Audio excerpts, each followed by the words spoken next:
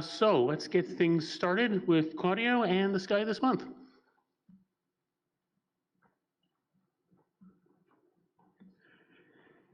Thank you, Tom, and good evening, everyone. My name is Claudio Oriani from Richmond Hill, walking distance to the David Dunlop Observatory. Tonight, I will talk about the sky this month, specifically between today and July 3rd. There are lots of things going on, so let's start. So, a glimpse, we have planets are not very visible in the next few weeks, just Mars and Saturn, and then at the second half of the, June, at the beginning of July, Jupiter will be higher and higher, so planet season is about to start, but not quite yet. And Mercury will pop up on the western sky, but it's better in the southern hemisphere. We are getting close to the summer solstice. That means it's hot and there is not so much dark sky because we will see later. And there are a few events, especially save this date, June 22nd, 23rd, the moon will occult Ceres. And there are good opportunities to watch two bright comets. And there is a daytime meteor shower, plus, I like to say that, a new star as bright as the North Star could become visible at any moment.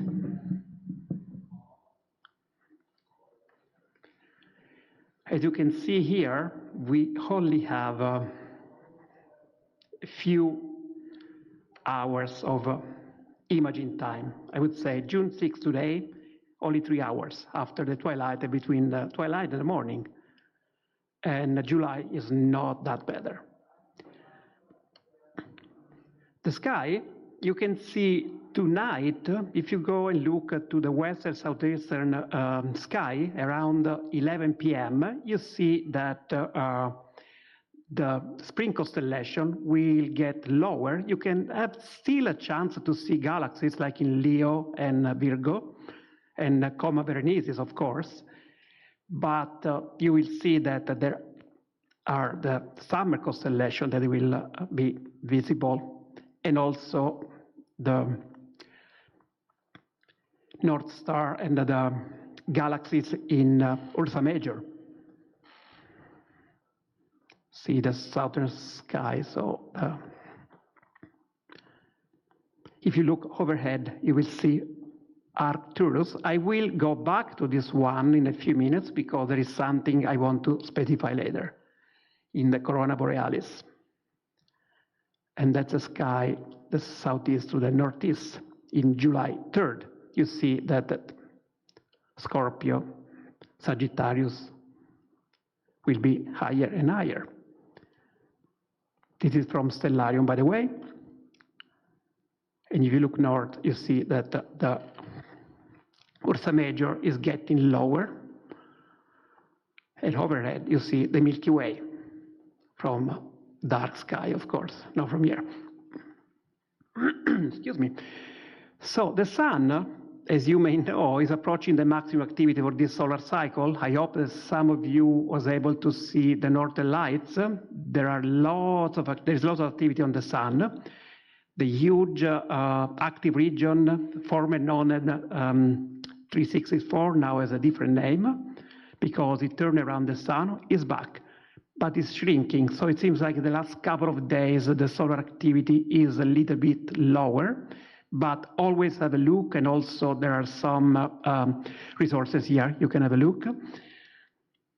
Spaceweather.com and also my Aurora forecast for Android and iOS. You can be notified if there is some specific abnormal activity on the sun. The two images you can see to the right, one is in the white light. I took the month of May, and you can see the big sunspot I was talking about, while the second image is in hydrogen alpha, and it's the same sunspot, a different wavelength. It was pointing directly to us. And what happened is that there was this aurora. I will show this video later if we have time. So far, just keep in mind. Oops. How can I switch to the next one? Okay. The moon. The moon will reach apogee on June 14, will be farther from the Earth, and then perigee will be in June 27. We are going to have a new moon tomorrow, so it's a good imaging time. First quarter will be on June 14, and the full strawberry moon on June 22nd. And the strawberry moon, because in North America, harvesting the strawberries in June give the month full moon its name. Let's look at some good photo ops for the moon, and we have a bunch of them. So on June 9, the moon, Castor, and Pollux will be in the same field of view on June 8. What you can see in the next few slides, you see the red rectangle is a field of view of a 135 millimeter lens of a Nikon DSLR, not a full frame. So you can have some good opportunity to capture the moon and other night sky targets. And on June 11, the moon will be quite close to Regulus in Leo. Then we'll meet Spica on June 16. On June 19, we'll meet Antares. And now we have the highlight, because in the night between June 22nd and 23rd, the moon will be called Ceres. You will see around midnight to the top right, just the moon will be very low to the right, like 10 degrees altitude, when Ceres will emerge from behind Mare Crisium. To the right, I circle in red, so you will see this happening from this latitude. On the 28th, the moon will be very close to Saturn.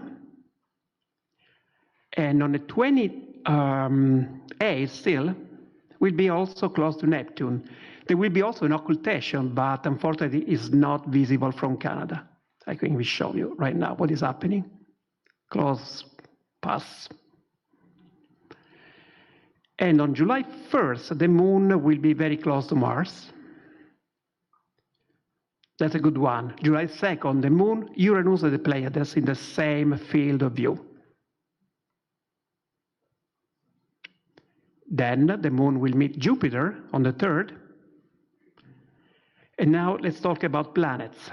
Mercury, you know that is always difficult to be observed because it's very low to the horizon. It's in the morning twilight, but on June 4th, it reached the close conjunction with Jupiter. It was a couple of days ago. Then it will be visible in the evening twilight, and it will be visible in the evening for the entire month of July. On July 1st, it shines at minus 0.6, and it's 18 degrees east of the sun. Not a very good vision for you, but this is what you can see with the small telescope, just to give you an idea. All the blinking of the atmosphere of our planet. Venus. Venus is too close to the sun to be seen. Actually, I just discovered for a friend in Italy, there was something called anti-transit. So the Venus was behind the sun, and it took 2 days to move on the other side. It took 45 hours. This happened a couple of days ago, and is happening every 8 years, interval since 1976 until 2048. But then the Venus will be visible in the evening sky, very low to the horizon, by the way. So it's not one of the best opportunity in July.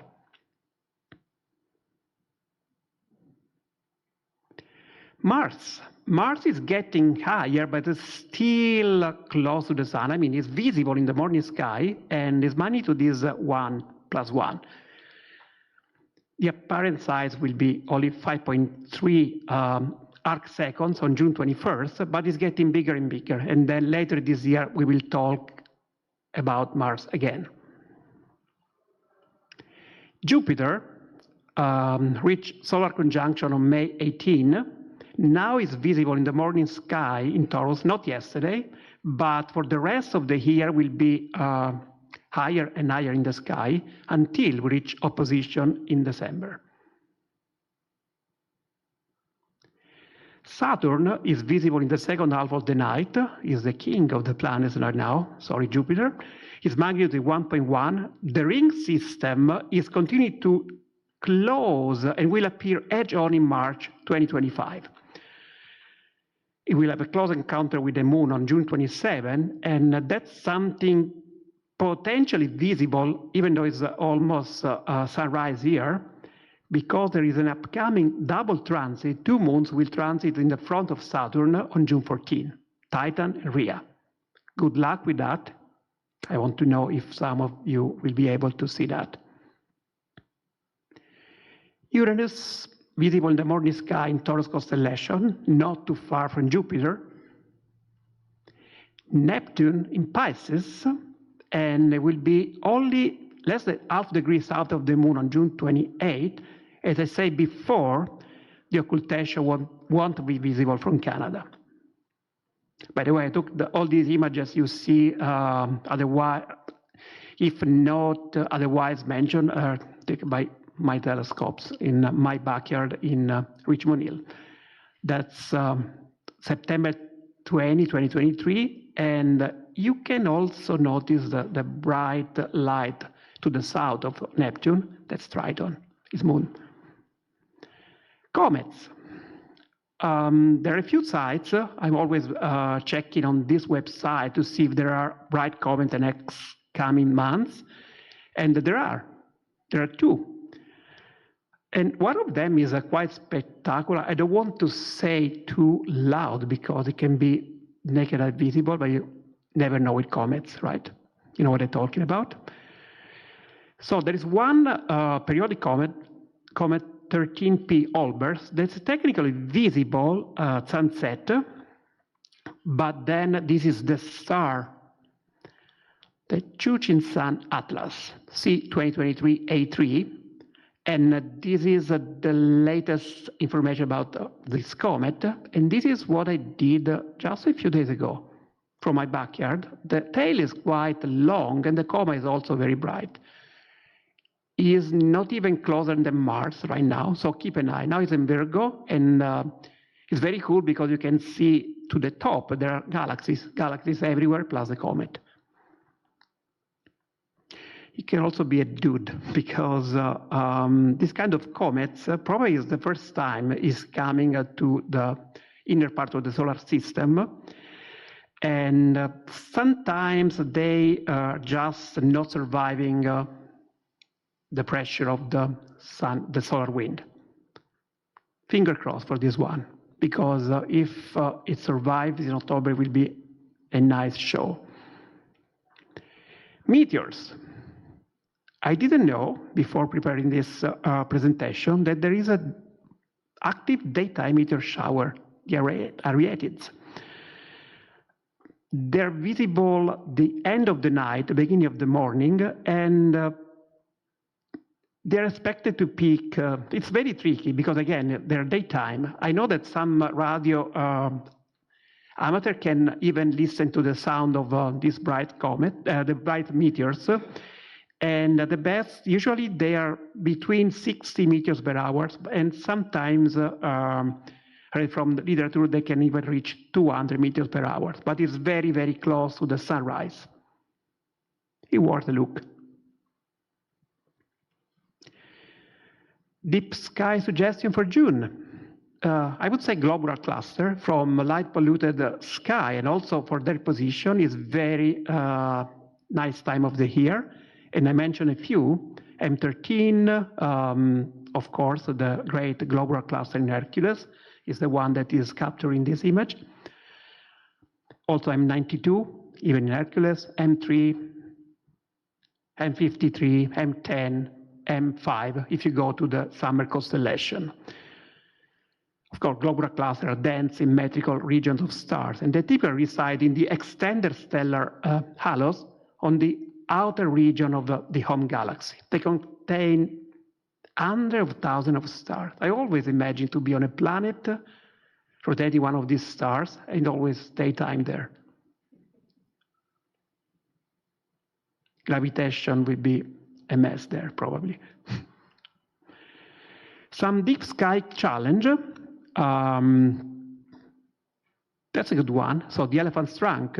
I didn't know it was discovered by a Canadian astronomer in 1966. It was Sidney Vandenberg. It was this reflection nebula on a photoplate on the Palomar Sky Survey in the elephant trunk near the star that is recorded like VDB 142, and to this catalog of reflection nebulae. This image is taken with a narrowband filter, so I would say that if you are from the city and you have a narrowband filter and the mount and the telescope, you can have fun because the light pollution is not affecting this too much. Of course, clear sky, clear night, and no light polluted sky is much better. But I mean, that's quite impressive since it's taken from my backyard. And now we have this star that can explode at any time if you read the news, right?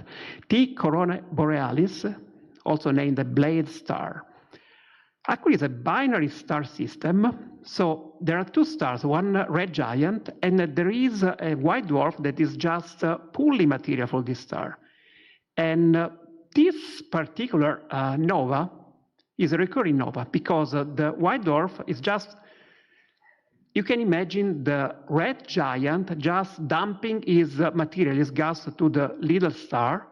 The little star is very small, but also very, very heavy gravitational mass. So every once in a while, 80 years, this star is just pulling so much material, and astronomers know that this is happening because for 1 year before the next explosion, the last one was in 1946, the star is dimming. Usually is plus 10 magnitude, but then it's dimming for about 1 year, and then there is a big, big bump. And this is, according to the scientists, can happening between February, we are just overdue, and September of this year. You can be the one who will spot this new star. Let me know. How to find the star? Of course, you see Boötes, Arcturus, and then the Corona Borealis. This is the shape. If you see a new star that is as bright as the North Star, bingo. Every 80 years can be a potential once-in-lifetime astronomical event. I took a few images of this star. So this was taken on April 16. It was still 10 magnitude, so no luck for this one. But I'm trying to take images every once in a while to see if there is any changes in magnitude. Now let's go to the ISS visible passes for the next month. So my main source is evansabove.com. You have to set up your coordinates, longitude, latitude, and then you can search for the next events. So the magnitude, -2, -3, means that it's very bright. And usually when it's -3, it's also passing overhead.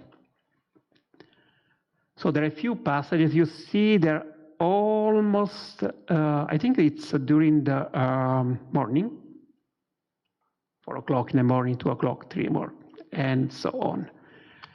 Frequently monitor the website because since there's a lot of activity in space, also the International Space Station is changing its orbit every once in a while. This is true today, but in 1 week, let's say even tomorrow when the Starliner will dock to the ISS, it will change. So the brightest pass of the ISS today, when I'm speaking, for the month of June, is on the 27th, between 3:33 and 3:40 a.m. Another cool thing, I know that some here in the audience took an image of the passage of the International Space Station on the Sun. There is another website, transitfinder.com. It's working pretty much the same. You set up your location, and it's telling you if the International Space Station, also the Tiangong, will transit on the moon, on the sun. So take note and see if your area is affected. Prepare your camera. If there is a sun, of course, take the precaution and put the filter on your camera. Never look directly to the sun. Again, the time and angle of the ISS flyover over your location can change at any time. Space exploration. There is lots going on in this last few weeks. So this morning, there was the Atlas launch of the first Starliner crew, and it was a success. Now is on his way to reach the ISS. So we have an alternative to SpaceX Dragon to dock the ISS. Tomorrow, seems confirmed, there is a green light for the Starship Flight 4. And that's a cool one. So a few days ago, the China Chang'e 6 probe landed on a biggest, I think it's the biggest impact crater in the solar system on the far side of the moon. And the image to the right was released probably yesterday when the lander was landing. And then the arm was just collecting material. It sent the material in orbit. And on June 25th, it should go back to the Earth. So it's so cool. There are other launches. So then also Falcon Heavy, June 25th, Long March on June 24th, and other stuff happening. My source is a spaceflightnow.com launch schedule. You can have a look there. And with that, I think I'm done. I don't know if you have any questions. Thank you so much.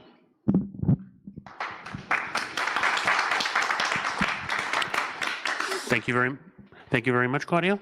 Any questions?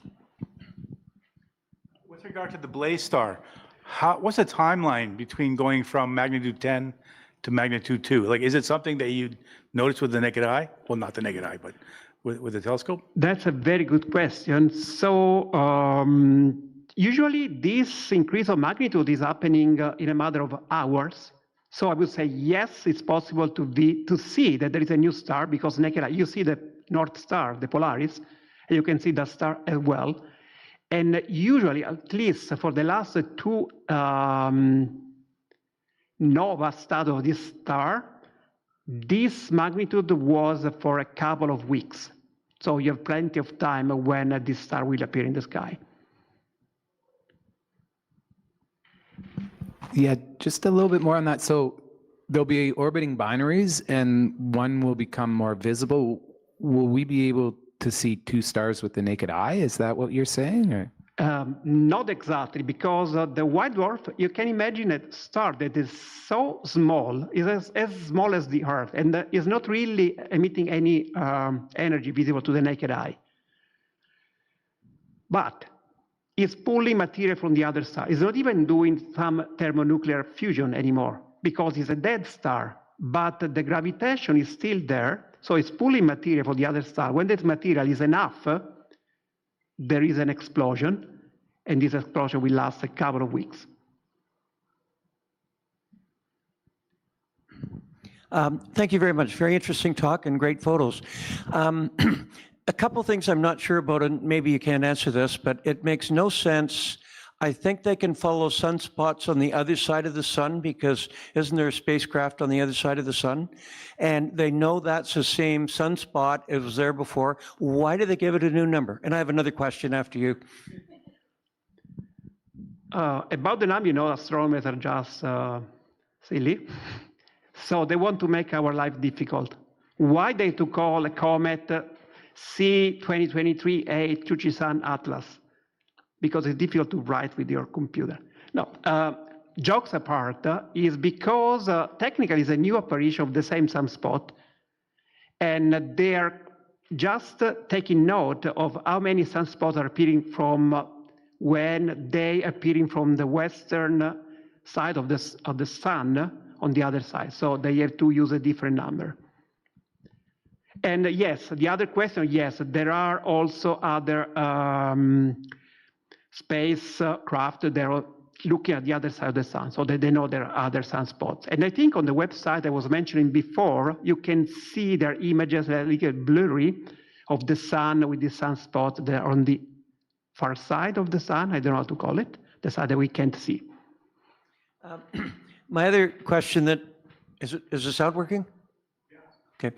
The other question involves Venus, and I recall the transit of Venus. It was just a few hours before the planet crossed the sun, and unfortunately, most of the hours it was cloudy here. But there were maybe 200 lined up for each telescope in the north parking lot. What a day! Anyway, unfortunately, a lot of people missed it. But you said it takes, I think, 2.5 days for the Venus to go the other side of the sun, and it doesn't make sense to me why it's different. And again, maybe you don't know, but it's something that's curious to me. No, that's also a very good question. So when Venus is transiting on the sun, is the closest to the Earth, because the Earth, Venus, and the sun. When the sun is transiting over Venus, Venus is on the other side of this orbit, so it's taking longer. And in fact, this is also, I think I didn't know, the planet that is on average the closest to the Earth is not Venus, but Mercury, because of that reason. You're very welcome. Claudio, Yep. yeah, thanks for your talk. It's very interesting. But I was wondering about sunspots. What is the duration? How long do they last? I mean, like, how many times around the sun do they go before they die out? I'm sure it depends on the size, but... That's another very good question. I'm not a solar expert, but I can kind of answer this question. There are different types of sunspots, different, I think they catalog them like with letters, type A, type B, type F, type G, type H. And depending on the type, they're more complex. So to give you an example, there are sunspots that are just lasting hours, while the big sunspot 3664, 936, 957 was 16 times bigger than the Earth. So that's the reason why it took so long to change his shape and disappear. And it didn't disappear yet. It's still there. It's dimmer, but it's still there. And Does this answer your question? I hope so. yes, thanks. And I was wondering too, what do you think that for example, the Chinese hope to obtain or hope to discover in the samples they find on the other side of the moon? It's like a difference between one side and the other that they're hoping to exploit or discover? Yes, there is a difference. So first of all, it looks like on the south pole of the moon, there is a big amount of water. And the far side of the moon has there's no Maria. So it's older. It's like 4.3 billion years. So there is like a pristine material they want to explore. The primitive solar system. It's not the same situation we see on the side of the moon we can look every night. All right. I think that's it for questions from the room. Anything? Nope, nothing online. Claude? Oh, wait, one last question then. Thank you. I have a question. So if you could go to ISS, which spacecraft would you choose out of all that flew? That's a good one. I think that so far, I mean, SpaceX, Dragon, and also the Soyuz are very reliable. The Soyuz was is like a clock. The problem with the Soyuz, when you are landing, is not really a soft landing. So they were complaining about that, but it's working. Okay.